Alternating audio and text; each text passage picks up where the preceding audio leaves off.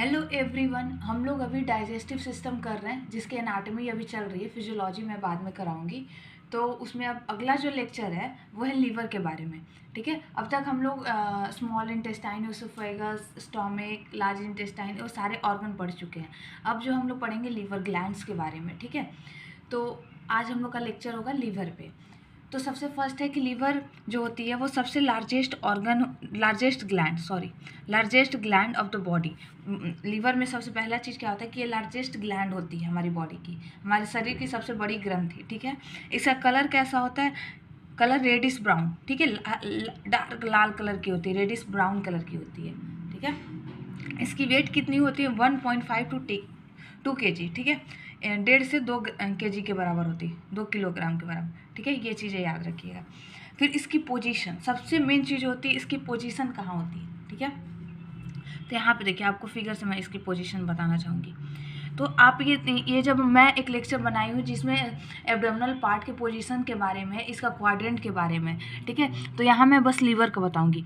तो ये होता है हाइपोकॉन्ड्रिक, ये जो होता है हाइपोकॉन्ड्रिक। ठीक है, ये ये राइट हाइपोकॉन्ड्रिक है, ये लेफ्ट हाइपोकॉन्ड्रिक। ठीक है, और ये बीच वाला होता है जो ईपी गैस्ट्रिक होता है, ईपी गैस्ट्रिक। ठीक है, तो इसका देखिए पोजीशन, देखिए यहाँ राइट हाइपोकॉन्ड्रिक में है, सबसे मेजर पार्ट इसका राइट हाइपोकॉन्ड्रिक, उसके साथ ईपी गैस्ट्रिक में, और थोड़ा सा लेफ्ट हाइपोकॉन्ड्रिक में जाता है। ठीक है, और नीचे भी जाता है ये। ठीक है, तो इसकी पोजीशन आपको समझ में आ गई। तो इसकी पोजीशन मोस्टली जो बोली जाती है लेफ्ट हाइपोकॉन्ड्रिक। ठीक है, उसके साथ साथ ये कहाँ तक एक्सटेंड करती है, ये कहाँ तक और जाती है? ये ईपी गैस्ट्रिक और लेफ्ट हाइपोकॉन्ड्रिक तक। आप लोग देख सकते हैं ये ईपी गैस्ट्रिक में भी जा रही है और लेफ्ट हाइपोकॉन्ड्रिक में भी जा रही है इसकी पोजीशन। ठीक है, ये राइट हाइपोकॉन्ड्रिक, ईपी गैस्ट्रिक और लेफ्ट हाइपोकॉन्ड्रिक। ठीक है, ऐसे इसका आंसर होता है इसकी आंसर होती है राइट हाइपोकॉन्ड्रिक, यहाँ पे राइट हाइपोकॉन्ड्रिक। ठीक है, राइट हाइपोकॉन्ड्रिक। उसके साथ साथ ये कहाँ तक एक्सटेंड करती है, बढ़ के कहाँ तक जाती है? ईपी गैस्ट्रिक और लेफ्ट हाइपोकॉन्ड्रिक को भी टच करती है। ठीक है, दूसरा अब इसमें आता है कि नंबर ऑफ लोब्स, इसमें लोब कितने होते हैं। ठीक है, ये सबसे मतलब ज़रूरी चीज़ है। अगर लीवर पढ़ रहे हैं तो उसमें हमें लोब्स जानना बहुत ज़रूरी चीज़ है। तो नंबर ऑफ लोब्स इसमें 2 होते हैं। सबसे मेजर और माइनर 2 होते हैं। ठीक है, मेजर वाला ही सबसे ध्यान रखा जाता है, राइट हेपेटिक लोब और लेफ्ट हेपेटिक लोब। अब राइट हेपेटिक लोब में ये 2 और लोब होते हैं, कॉर्डेट और क्वाड्रेट। ठीक है, कॉर्डेट लोब और क्वाड्रेट लोब। ठीक है, right hepatic lobe, left hepatic lobe, और राइट हेपेटिक लोब में 2 लोब और आते हैं, कॉर्डेट लोब और क्वाड्रेट लोब। ठीक है, अब देखिए इसका लोब। तो यहाँ जब लोब्स ऑफ लीवर की बात करेंगे, ठीक है, तो इसका 2 लोब्स होता है। ठीक है, 2 लोब्स होता है, राइट हेपेटिक लोब और लेफ्ट हेपेटिक लोब। ठीक है, लार्ज होता है ये सबसे बड़ा पार्ट होता है और ये स्मॉल होता है। तो लार्ज वाले में फिर 2 पार्ट होती है, कॉर्डेट लोब और क्वाड्रेट लोब। ठीक है, अब यहाँ फिगर से देखिए, फिगर से ये हो गया राइट हेपेटिक लोब। ठीक है, राइट हेपेटिक लोब, और ये होगा लेफ्ट हेपेटिक लोब।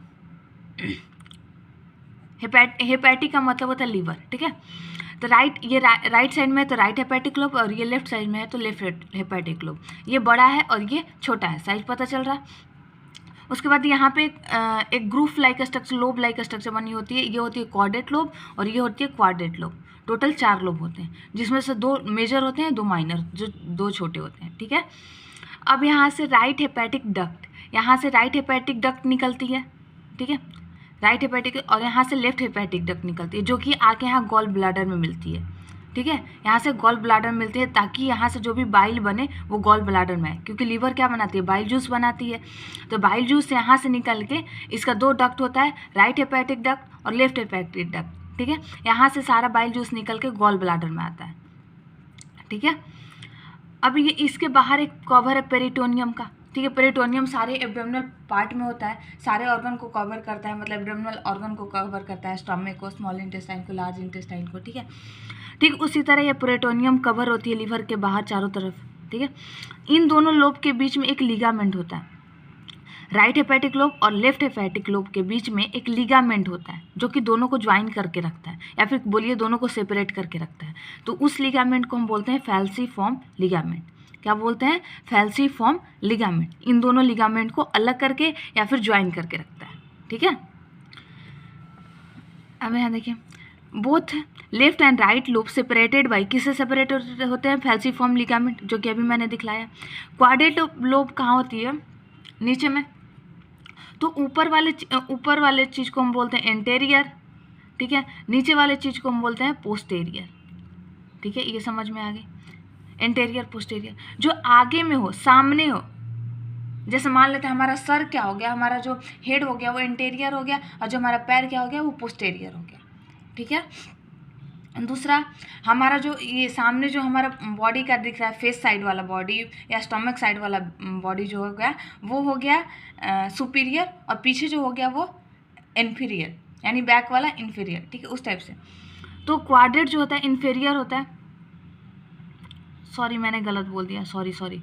यहाँ पे सुपीरियर और इन्फीरियर, सुपीरियर ऊपर वाले पार्ट को बोलते हैं। ठीक है, सुपीरियर, इसका पोजीशन देखिए, ये हो गया ऊपर हो गया सुपीरियर, और ये हो गया इन्फीरियर। ठीक है। दूसरा हो गया इंटीरियर और पोस्टेरियर। इंटीरियर आगे की तरफ, पोस्टेरियर इसके जस्ट पीछे होगा। ठीक है, पोस्टेरियर इसके पीछे। इंटीरियर यानी हमारा जो नाक मुंह वाला जो साइड है ना, वो हो गया इंटीरियर, और पीछे बैक साइड स्पाइनल कॉर्ड ये सब हो गया पोस्टेरियर। ठीक है, और सुपीरियर हमारा हेड हो गया, और इन्फीरियर क्या हो गया, ये पैर वगैरह हो गया। ठीक है, लेग्स वगैरह। तो अब यहाँ देखेंगे कि ये जो होता है ना इन्फीरियर, नीचे में ये लोब होता है, लेकिन सामने की तरफ होता है। ठीक है, और ये क्वाड्रेट जो होता है वो सुपीरियर होता है, लेकिन वो पीछे में होता है, ये लीवर के पीछे में होगा। ये जो आपको ग्रुप दिखेगा ये पीछे में होगा। ठीक है, तो ये होता है इन्फीरियर। तो अब यहाँ पे देखिए, क्वाड्रेट जो लोब है वो इन्फीरियर है, क्योंकि वो नीचे में है। क्वाड्रेट कहाँ है? नीचे में है, तो inferior surface of the right hepatic lobe. ठीक है, और क्वाड्रेट जो है पोस्टेरियर सरफेस। पोस्टेरियर सरफेस का मतलब हो गया कि वो पीछे में है, यानी हमारे बैक साइड। ठीक है, हमारे बैक साइड यानी हमारे स्पाइनल कॉर्ड जो रीढ़ की हड्डी उधर की तरफ, वो होता है पोस्टेरियर हिस्सा। ठीक है, तो पीछे लीवर के पीछे की तरफ है ये। ठीक है, ये लीवर के पीछे की तरफ लोब है, तो ये होती है क्वाड्रेट लोब। ठीक है,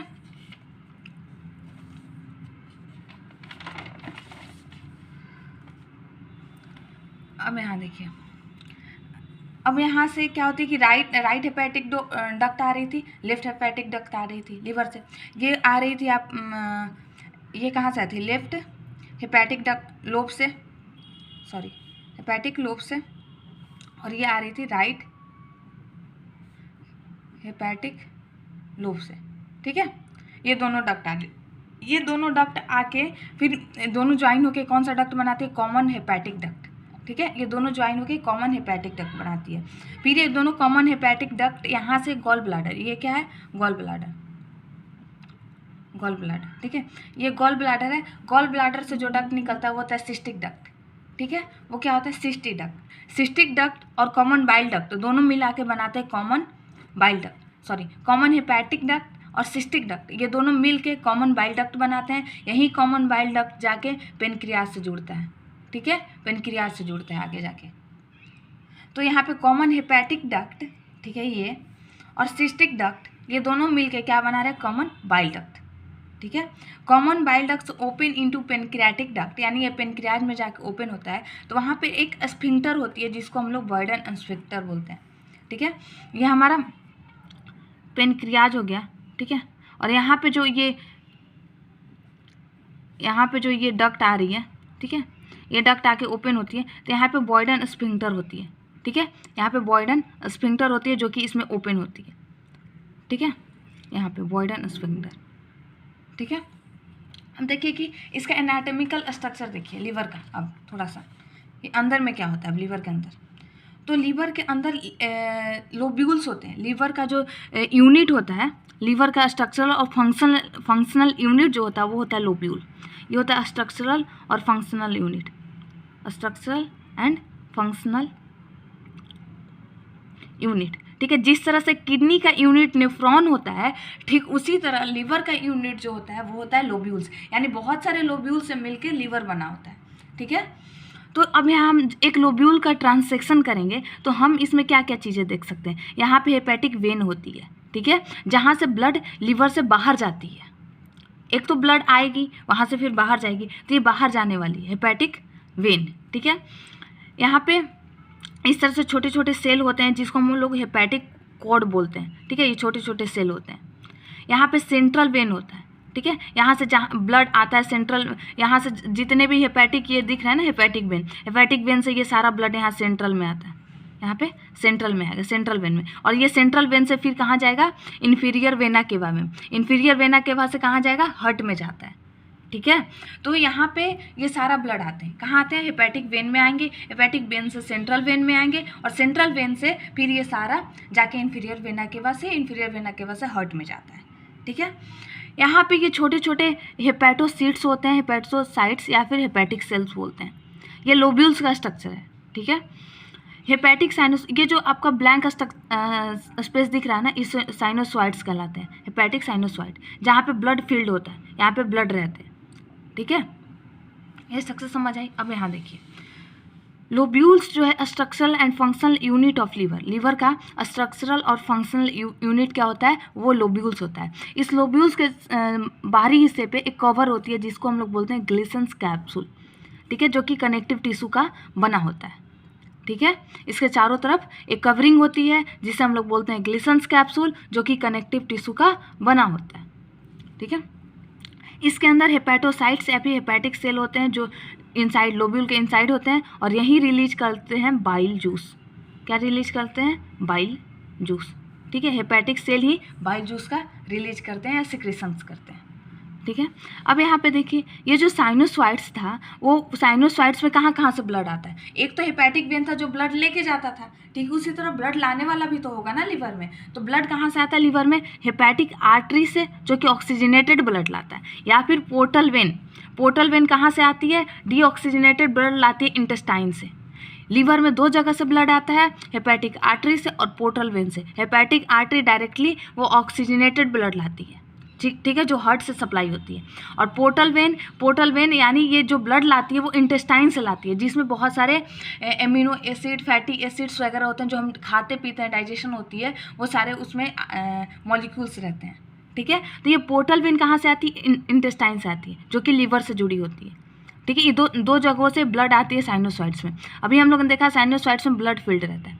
फिर वहाँ से ब्लड जो है सेंट्रल लोब्यूलर वेन, जो बीच में वेन था सेंट्रल वेन, वहाँ पे जाता है, ठीक है। वहाँ के पे जाने के बाद इन्फीरियर वेना केवा, ठीक है, इन्फीरियर वेना केवा से राइट आर्टियम ऑफ हार्ट में जाता है। ये सप्लाई है लीवर में, किस तरह से ब्लड सप्लाई होता है, ठीक है। अब इसका लीवर का फंक्शन देख लेते हैं। लीवर का फंक्शन क्या है, बाइल का सिक्रीशन करना, यानी बाइल जूस का सिक्रीशन करता है। डिटॉक्सिफिकेशन, जितना भी मेडिसिन वगैरह खाते हैं या फिर जो भी हमारे बॉडी में हार्मफुल चीज़ें होती है, हार्मफुल आयन वगैरह होती है, उसका डिटॉक्सिफिकेशन करता है, ठीक है, उसको हमारे बॉडी से निकालने की कोशिश करता है, डिटॉक्सीफाई करता है।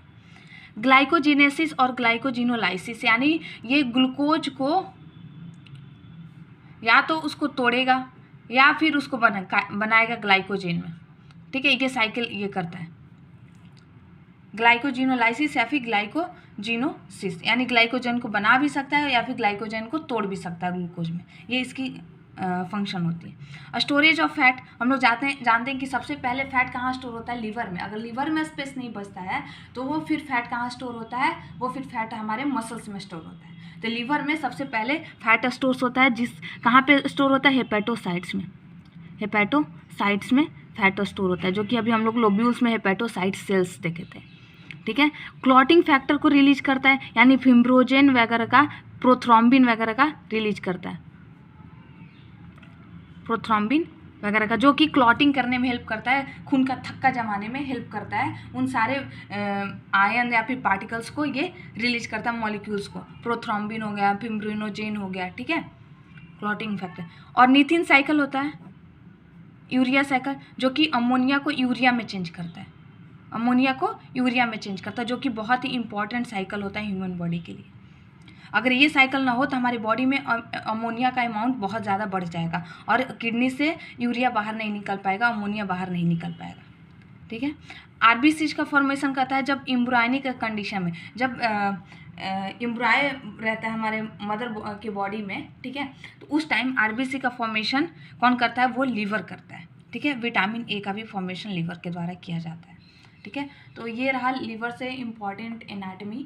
ठीक है। अगर आपको ये लेक्चर पसंद आई हो, और इसका मैं नोट्स भी लिंक में डाल दूँगी, तो अगर आपको ये लेक्चर पसंद आई हो तो प्लीज़ चैनल को लाइक एंड सब्सक्राइब करें और ज़्यादा से ज़्यादा शेयर करें ताकि मुझे मोटिवेशन मिले आगे की नोट्स और लेक्चर को बनाने में। ठीक है। Thank you very much.